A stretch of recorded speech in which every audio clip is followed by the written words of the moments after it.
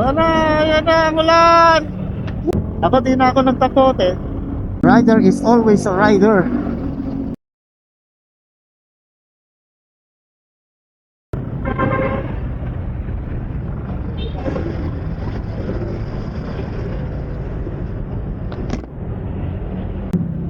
Ito ang traffic. Wow, heavy traffic. Kabilaan. Meron kasing ginagawa doon sa may kaliwaan papasok ng NS. Kaya ganyan ka-traffic dito sa northbound ng Mindanao Avenue. Tapos uulan na. Wow, mababasa ako. Woo, lamig ah.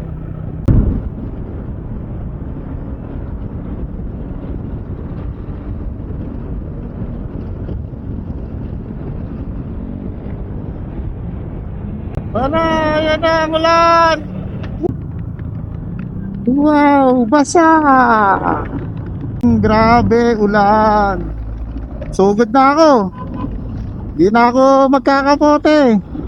Oh, wala na ang ulan. Doon lang talaga. Oh, yan, tuyo ulit.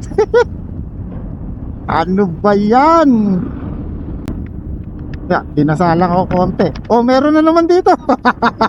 Putol-putol lang ulan. Wait lang dito. Ay, sa kaliwa. At merong kanto dyan, road 20. Uy, pumasok bigla yung truck. Mahusay. Pasok, sabay senyas. Oh, wala na ulit dito. Tatakambon na lang. Okay, kanto ng congressional na ako. Pagka ganitong mga panahon, lagi ako nadadali ng ulan pagka pauwi na ako. Ang liwa-liwanag dun sa shop. Tapos pagdating dito sa area ng Mindanao, bigla kang uulanin. Ay, talagang good luck. Sila puro nakakakote na. Ako di na ako nagtakote. Kasi willing naman akong maligo na at mabasa.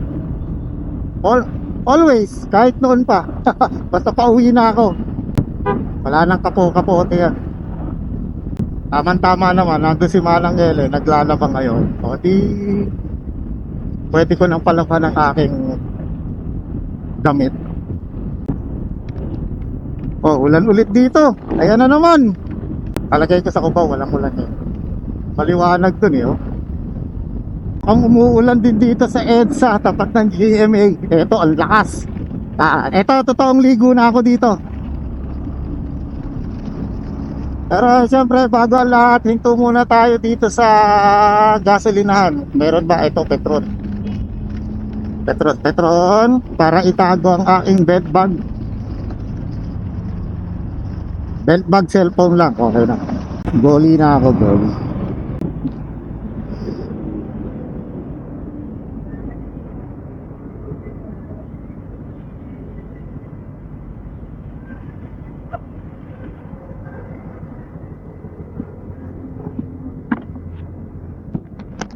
Dating sa pagra-ride, wala tayong inaatrasan kahit umuulan pa yan.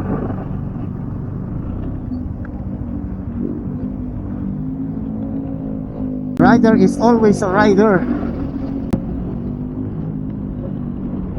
Basta tuloy-tuloy ang takbo, hindi mababasa ang likuran ko, puro harap yan.